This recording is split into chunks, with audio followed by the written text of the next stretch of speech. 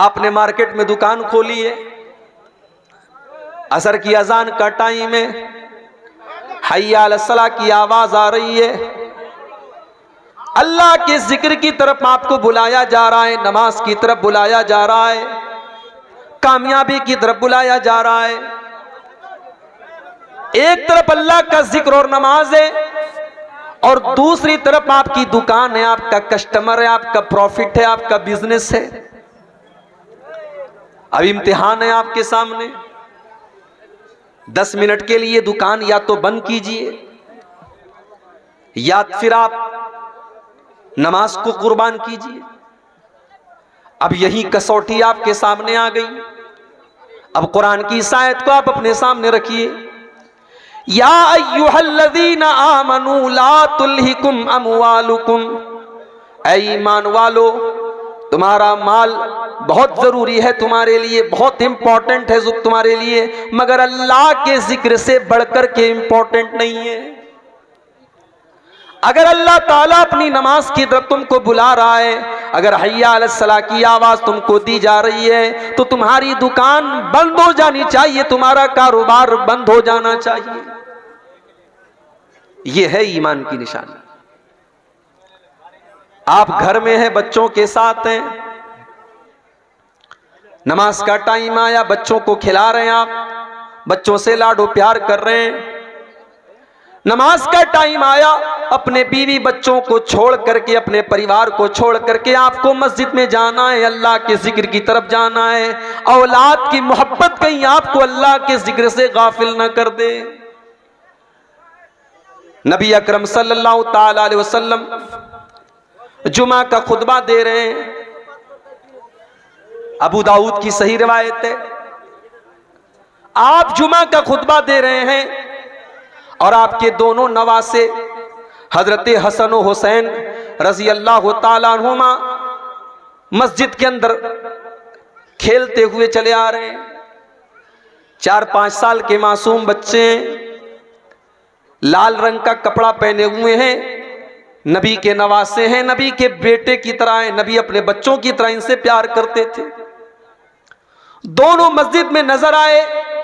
इमाम कायनात ने मिंबर से देखा, मेरे नवासे गिरते पड़ते फिसलते कूदते मस्जिद के अंदर दाखिल हो रहे हैं। हो लोगो, मेरे नबी को अल्लाह ने कोई औलादे नरीना से नहीं नवाजा। बेटे आपको पैदा हुए, सब बचपन में इंतकाल कर गए। यह भी एक बहुत बड़ा इम्तिहान था अल्लाह के नबी के लिए, और शायद हिकमत भी अल्लाह ताला की तरफ से यह थी कि अल्लाह ने अपने नबी के किसी बेटे को जवान होने नहीं दिया। कासिम पैदा हुए, बचपन में इंतकाल कर गए। अब्दुल्ला पैदा हुए, बचपन में इंतकाल कर गए। इब्राहिम पैदा हुए, बचपन में इंतकाल कर गए। कोई बेटा आपका जवान न हुआ।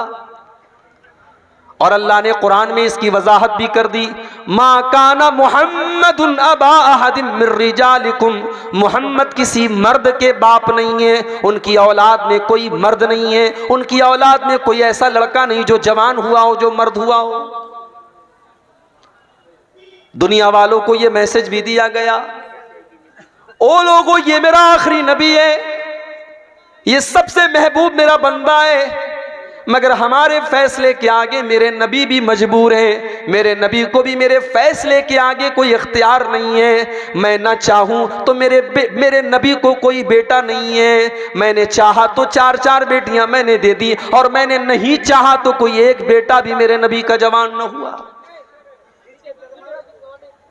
मक्के वालों ने ताना भी दे दिया, ऐ मोहम्मद, आपके बाद तो आपकी कोई नस्ल नहीं चलेगी।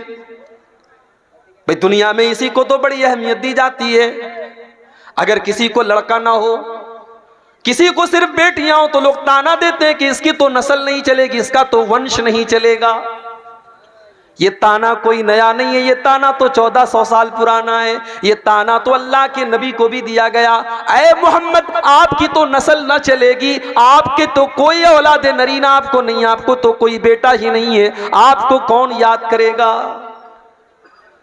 हो लोगो, हमारी माँ को कोई गाली देता है तो हम जवाब देते हैं, हमारे बाप को कोई बुरा भला कहता है तो हम जवाब देते हैं। अल्लाह को अपने नबी से कितना प्यार है, अल्लाह को अपने नबी से कितनी मोहब्बत है। जब नबी को बुरा भला कहा गया, जब नबी को ताना दिया गया, अल्लाह ने कुरान की आयतें नाजिल फरमा दी। अल्लाह ने अपने नबी का जवाब दिया, इन्ना आतैनाकल कौसर फसल्लि लिरब्बिका वन्हर इन्ना शानिअका हुवल अबतर। ऐ नबी, कौन कहता है कि आपके बाद आपका नाम न लिया जाएगा? इन्ना आतैना कल कौसर, ऐ नबी कल कयामत का दिन होगा, अहले ईमान आपके पास आएंगे, जब तक आपके हाथ से वो कौसर का जाम न पी लेंगे वो जन्नत के अंदर दाखिल न होंगे। इन्ना आतैना कल कौसर, ऐ नबी हमने आपको कौसर दिया है। ऐ नबी, आपको जो ये कहता है कि आपके बाद आपका नाम लेने वाला कोई न होगा, ऐ नबी जाओ उनको सुना दो, जब तक दुनिया में अजान की आवाज जारी रहेगी, जब तक अशहदु अल्ला इलाहा इल्लल्लाह की आवाज बुलंद होती रहेगी, तब तक इस दुनिया के अंदर, आसमान के अंदर, जमीन के अंदर अशहदु अन्ना मुहम्मदुर रसूलुल्लाह की आवाज भी बुलंद होती रहेगी। इन्ना आतैना कल कौसर, ऐ नबी हमने आपको बहुत भलाइयों से नवाजा है, हमने आपको कौसर से नवाजा है। फसल्लि लिरब्बिका वन्हर, आप अपने रब के लिए नमाज पढ़िए, कुर्बानी कीजिए। इन्ना शानिअका हुवल अबतर, ऐ नबी जो लोग आपके दुश्मन हैं, कल उनका कोई नाम लेने वाला न होगा, कल अबू जहल का कोई नाम लेने वाला न होगा, कल अबू लहब को कोई याद करने वाला न होगा, लेकिन ऐ नबी आपके ऊपर जान छिड़कने वाले, आपके लिए जान देने वाले, आपके लिए जान लुटाने वाले और आपका कलमा पढ़ने वाले करोड़ों की तादाद में होंगे। इन्ना शानिअका हुवल अबतर, आपका दुश्मन ही नस्ल कटा हुआ है, आपके दुश्मन की दुम कटी हुई है। बेटा नहीं अल्लाह के नबी को, लेकिन हां अल्लाह के नबी हमारे लिए बाप की तरह है। अल्लाह के नबी ने सही हदीस में फरमाया कि मैं अपनी उम्मत के लिए बाप की तरह, रूहानी औलाद अल्लाह के नबी की आपकी उम्मत है जो करोड़ों की तादाद, बेटा लेकिन कोई नहीं। अब नवासे जो नबी के हैं वो नबी के बेटों से कम नहीं है। नबी अकरम खुतबा दे रहे हैं, नवासे नजर आए, आप मिंबर से उतरे, अपने दोनों नवासों को गोद में लिया और आपने फरमाया, ओ लोगो, मेरा अल्लाह कुरान में कहता है इन्नमा अमवालुकुम व औलादुकुम फितना, ऐ ईमान वालो तुम्हारा माल तुम्हारे लिए फितना है, तुम्हारी औलाद तुम्हारे लिए फितना है। मैं अपने इन दोनों नवासों को देख करके बर्दाश्त न कर पाया, जब तक मैंने अपना खुतबा न रोक लिया, मैं मिंबर से उतर न गया, जब तक इनको अपनी गोद में न ले लिया, इनको चूम न लिया, इनको प्यार न कर लिया, मुझे चैन न मिला। तो माल और औलाद, ये दो चीजें इंसान की जिंदगी में बड़ी इंपॉर्टेंट होती। इंसान हराम का रास्ता क्यों अपनाता है? मेरे नौजवान साथियों, यह अलग बात है कि जब आप जवान हो जाते हैं तो आपको अपने बूढ़े बाप की पेशानी पर बुढ़ापे की लकीरें बुरी लगने लगती हैं, मगर कभी गौर करना कि अपने बच्चों के लिए माँ बाप क्या क्या करते हैं। कितने तो ऐसे माँ बाप है जो अपने बच्चों की खुशी के लिए गलत रास्ता भी अपनाने लगते हैं, हालांकि वो जायज नहीं है, हराम है, लेकिन अपने बच्चों की खुशी के लिए माँ बाप कभी कभी हराम और नाजायज रास्ता भी अपनाने लगते हैं। अल्लाह ने फरमाया, या अय्युहल्लज़ीना आमनू ला तुल्हिकुम अमवालुकुम वला औलादुकुम अन ज़िक्रिल्लाह, तुम्हें माल से जितनी भी मोहब्बत हो जाए, लेकिन माल के चक्कर में कभी तुम अल्लाह के जिक्र को मत छोड़ना। 2017 की बात है, अल्लाह ने सऊदी अरब जाने का मौका दिया। मदीना के अंदर में असर की नमाज का टाइम था, अजान के 10 मिनट पहले मस्जिद नबवी से वॉकिंग डिस्टेंस पर एक नकाब की दुकान पर गया। नकाब खरीदा, मैंने सेलेक्ट कर लिया, पसंद कर लिया, रेट भी तय हो गया। मैं पैसा देने वाला हूं, नकाब देने वाला है। बगल में मस्जिद नबवी के लाउड स्पीकर से अजान की आवाज आने लगी, अल्लाहु अकबर अल्लाहु अकबर। दुकानदार ने काउंटर बंद कर दिया, पर्दे गिरा दिए, कहा शेख साहब बाद में आइएगा। मैंने कहा भाई मेरे अजान हो रही है, अभी तो जमात में 10 मिनट का टाइम है, अभी कोई मसला नहीं है, तुम पैसा ले लो, सामान दे दो। कहा नहीं नहीं, अजान हो चुकी है, इस बात की इजाजत नहीं है कि हम अजान होने के बाद कोई सौदा सलफ करें। आप नमाज के बाद आइए, दुकान मेरी खुली रहेगी, आपको सामान मिल जाएगा। अल्लाह की कसम, उस दुकानदार ने, पैसा मेरी जेब में मौजूद है, उसने पैसा न लिया, उसने सामान न दिया। अजान की आवाज सुनने के बाद, हो लोगों, आज सऊदी अरब के लोग बहुत बुराइयां करते हैं। अल्लाह की कसम, अपनी तमाम कमियों और कोताहियों के बावजूद आज भी इस्लाम अगर अपनी सच्ची हालत में पूरी कायनात के अंदर कहीं मौजूद है तो आपको उस मक्का मदीना की सरजमीन पर मिल जाएगा। अजान हो रही है, दुकान बंद, कोई सौदा नहीं होगा। मुझे कुरान की वो आयत याद आ गई, रिजालुल्ला तुलहीहिम तिजारतुन वला बैउन अन ज़िक्रिल्लाहि व इक़ामिस सलाह। मेरे नेक बंदे तो वो हैं, मेरे नेक बंदे तो वो हैं, मेरे अल्लाह वाले बंदे तो वो हैं, उनका कारोबार कभी उनको नमाज से नहीं रोकता, उनकी तिजारत उनको कभी नमाज से नहीं रोकती। सीमांचल के जलसे मैं बहुत बोल चुका हूं, आपसे भी बार बार कहता हूं कि इन जलसों की शक्ल न बिगाड़ो। माँ बहनों से बार बार कहता हूं, ये जलसे हैं, ये कुरान और हदीस के नाम पर कायम होते हैं, इन जलसों के तकद्दुस को पामाल न करो। जवान जवान लड़कियां सज धज करके, मेकअप करके, संवर करके इन जलसों में आ रही हैं, और वो बाश और बदमाश किस्म के लड़के रास्तों पर घूम रहे हैं। मेरे भाइयों, अगर जलसों का यही मकसद है तो अल्लाह के वास्ते इन जलसों को बंद कर दीजिए।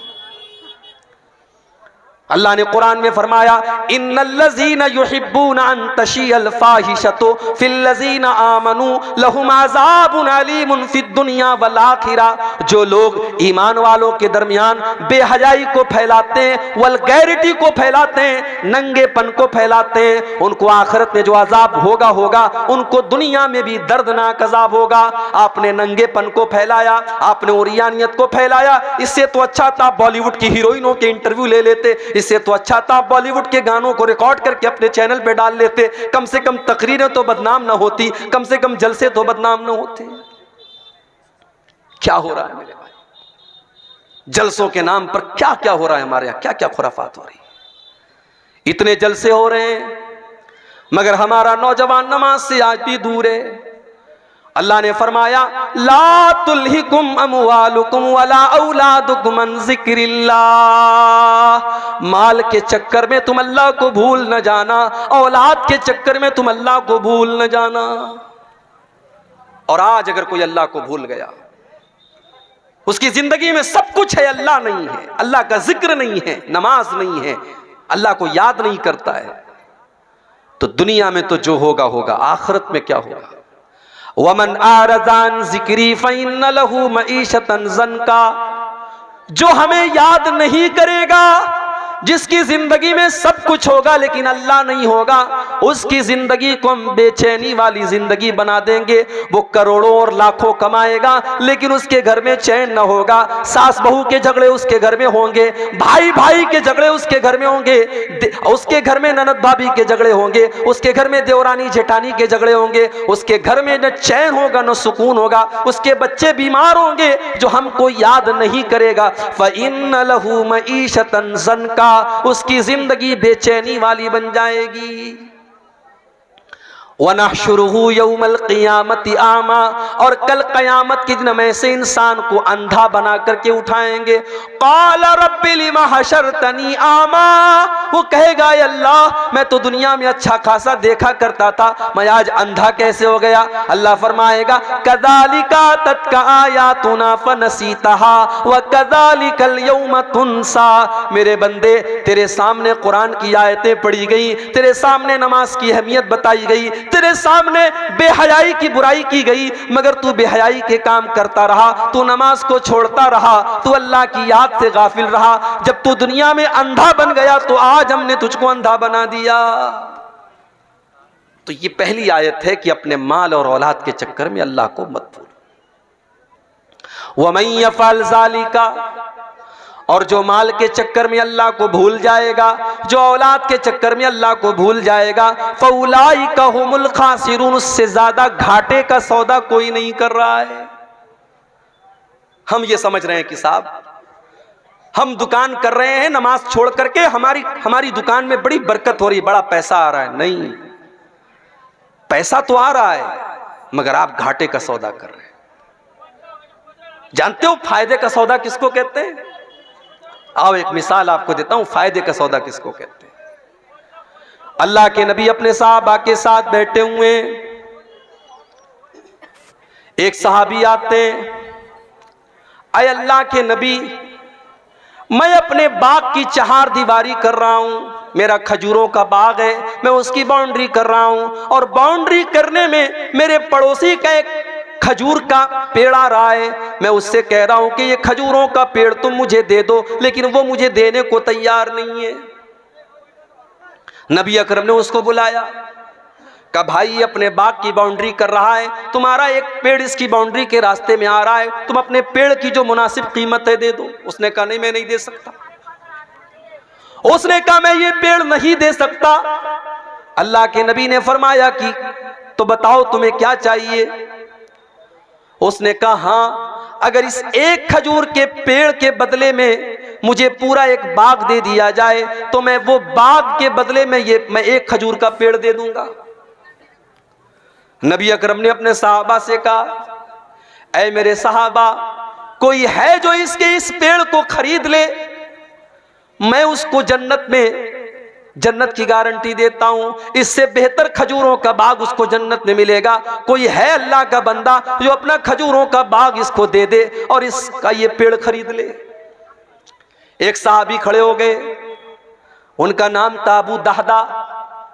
उन्होंने कहा अल्लाह के नबी, मेरा एक बहुत बड़ा खजूरों का बाग है, मैं आपको गवाह बना करके कहता हूं कि मैं अपना खजूरों का बाग इसको दे रहा हूं, और इसका वो एक खजूर का पेड़ मैं लेकर के अपने इस सहाबी भाई को दे रहा हूं।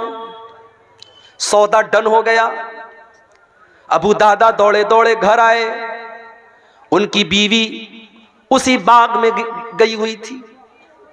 मुस्नद अहमद के अल्फाज हैं, हजरत अबू दादा बाग के दरवाजे पर पहुंचे और बीवी को आवाज दी, ऐ उम्मे दादा, ऐ मेरी बीवी, तुम जल्दी से इस बाग से निकल जाओ, ये बाग मैंने अल्लाह की राह में दे दिया है। ऐ मेरी बीवी, मैंने एक खजूर के पेड़ के बदले में इस बाग को खरीद लिया है, इस बाग को बेच दिया है, और मुझे अल्लाह के नबी ने इस पर जन्नत में इससे बेहतरीन बाग की गारंटी दी है। आज के दौर की औरतें होती तो शौहर की ये बात सुनकर के चार बातें सुनाती कि आपसे बड़ा बेवकूफ कोई नहीं देखा, आपसे बड़ा स्टूपिड कोई नहीं देखा कि आप एक पेड़ के बदले आप इतना बेहतरीन बाग आप बेच करके चले आए। आज की औरतें होती तो चार ताने मार देती। लेकिन मेरी प्यारी माँ बहनों, नबी की सहाबियात की जिंदगी भी क्या जिंदगी थी। उम्मे दादा उस बाग से निकलती हैं और अपने शौहर से कहती हैं, ऐ मेरे शौहर, आपने बड़े फायदे का सौदा किया है, आपने बड़े मुनाफे का सौदा किया है, आपने जन्नत के बाग के बदले अपने बाग को दे दिया है, आपने कोई घाटे का सौदा न किया। ये थे सहाबा। एक और सहाबी थे, उनका नाम था सुहैब रूमी। हमारे यहाँ शेरशाबादी चलता है, अंसारी चलता है। इसी बिहार में दरभंगा में एक गांव है, वहां सड़क में दीवार बनी है, एक तरफ से अंसारियों का रास्ता, एक तरफ से शेख का रास्ता है। अंसारी के रास्ते से शेख नहीं जा सकता, शेख के रास्ते से अंसारी नहीं जा सकता। हम तो बिरादरियों में बटे हुए हैं, ठीक है, बिरादरी है तो है, लेकिन बिरादरी कोई फख्र की चीज नहीं है। शेरशाबादी ये सोचे मैं शेख और अंसारी और खान से अच्छा हूं, खान ये सोचे मैं अंसारी से बेहतर हूं, अंसारी ये सोचे मैं फला से बेहतर हूं, ये इस्लाम की तालीम नहीं है। इन्ना अक्रमकुम इंदल्लाहि अत्काकुम, बिरादरी की बुनियाद पर किसी को कोई इज्जत हासिल नहीं है। नबी के सहाबा में आप देखें वैरायटी है सहाबा। सलमान फारसी ईरान के रहने वाले, सुहैब रूमी रूम के रहने वाले, इसी तरीके से हजरत बिलाल हबशा के रहने वाले, कोई गोरा है, कोई काला है, कोई ईरान का है, कोई हबशा का है, लेकिन नबी के सारे सहाबा दर्जे में और मकाम में सहाबी होने के एतबार से बराबर हैं, सहाबी होने के एतबार से बराबर हैं। हजरत बिलाल तो गुलाम थे, उनको हजरत अबू बकर ने खरीद करके आजाद किया था, और हजरत उमर कहा करते थे आका सैयदोना सैयदना, बिलाल भी हमारा आका और अबू बकर भी हमारा आका, हमारे आका ने हमारे आका को खरीद करके आजाद किया। बंदो मोहताजो गनी एक हुए, तेरे दरबार में पहुंचे तो सभी एक हुए। अगर अल्लाह ने आपको तौफीक दी होगी, आपने हज किया होगा, आपने उम्रा किया होगा, आपने देखा होगा कि अल्लाह के घर का तवाफ करने में गोरे और काले का कोई फर्क नहीं, अंसारी और शेरजाबादी का कोई फर्क नहीं, अमीर और गरीब का कोई फर्क नहीं, सारे के सारे लोग एक ही आवाज दे रहे हैं, लब्बैक अल्लाहुम्मा लब्बैक की सदाएं दे रहे हैं। एक ही आवाज है, एक ही ड्रेस कोड है, एक ही घर का तवाफ कर रहे हैं, और एक ही मकसद है कि अल्लाह राजी हो जाए। सुहैब रूमी रजी अल्लाह ताला अन्हु रूम के रहने वाले थे, गुलाम बनकर के मक्का में आए, किसी ने आजाद कर दिया, बिजनेस करने लगे। अल्लाह ने तिजारत में बरकत रखी है, तिजारत में बरकत है। उलमा कहते हैं कि सबसे बेहतरीन पेशा खेती करना है, और खेती करने के बाद सबसे बेहतरीन पेशा तिजारत है। तिजारत में अल्लाह ने बहुत बरकत रखी है। हजरत सुहैब रूमी रजी अल्लाह ताला उन्होंने तिजारत की, बिजनेस किया, और अल्लाह ने बरकत दी उनको, बहुत पैसा कमाया उन्होंने।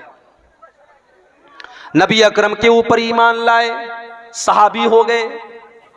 फिर एक ऐसा मौका आया कि अल्लाह के प्यारे नबी मदीना चले गए। सुहैब रूमी अभी मक्का में ठहरे हुए हैं, उनको अपना कारोबार भी देखना है, अपने घर वालों को भी देखना है। अब क्या हुआ?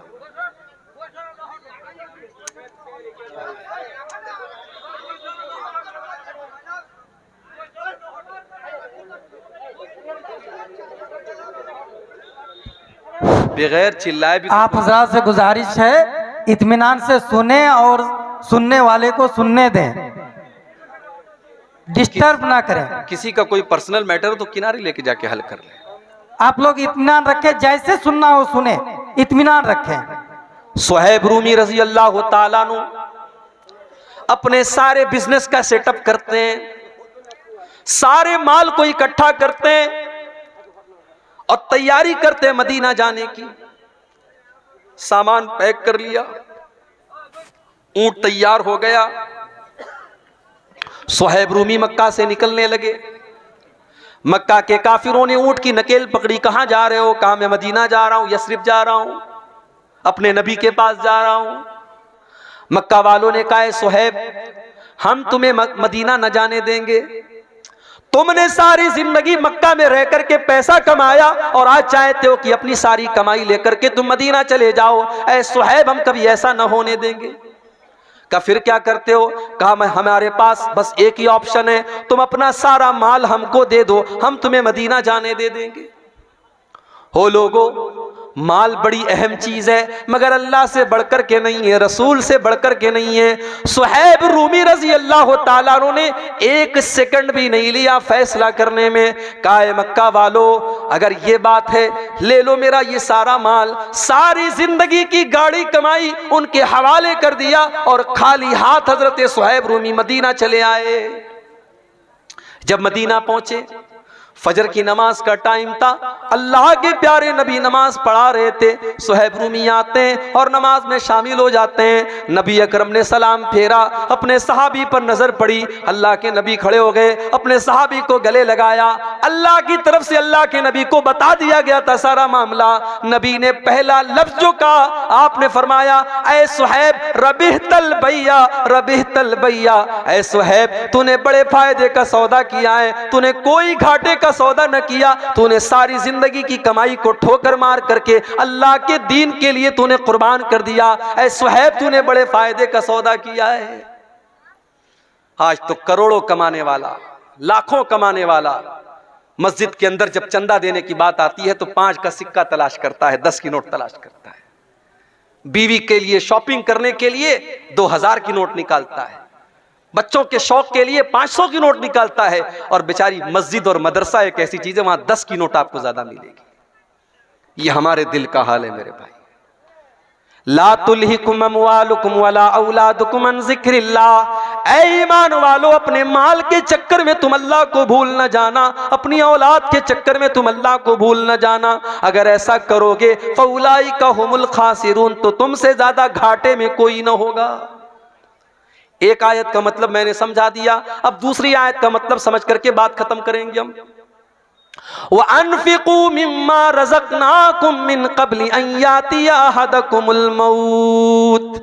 और ऐ ईमान वालो, जो रोजी हमने तुमको दी है उसमें से खर्च करो, सदका करो, ज़कात दो, गरीबों को दो, यतीमों को दो, मदरसों में दो, मस्जिदों में दो, अल्लाह की राह में खर्च करो। कब खर्च करो? कब खर्च करो?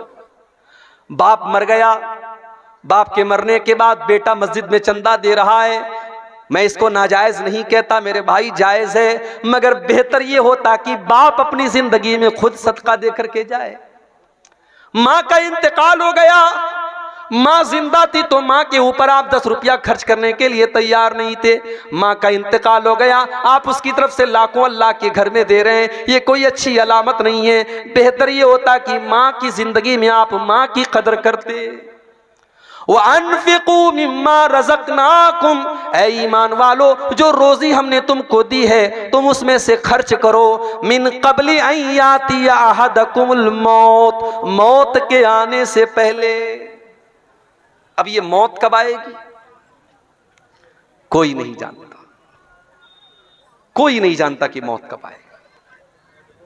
मेरे नौजवान साथियों, आज आप रात रात भर मोबाइल के ऊपर गंदे काम कर रहे हैं, क्या सोच करके कर रहे हैं? अभी तो जवानी के दिन है, अभी तो जिस्म के अंदर ताकत है, जब बुढ़ापा आएगा तो हम भी नमाजी बन जाएंगे, हम भी दाढ़ी रख लेंगे, हमारे माथे पर भी सजदे का निशान आ जाएगा। मेरे नौजवान साथियों, क्या आप इस बात की गारंटी दे सकते हैं कि आप बुढ़ापे तक जिंदा ही रहेंगे? अरे बुढ़ापा तो बहुत दूर की बात है, बुढ़ापा तो बहुत दूर की बात है। आप तो इस बात की गारंटी भी नहीं दे सकते कि कल की सुबह का सूरज आप देखेंगे।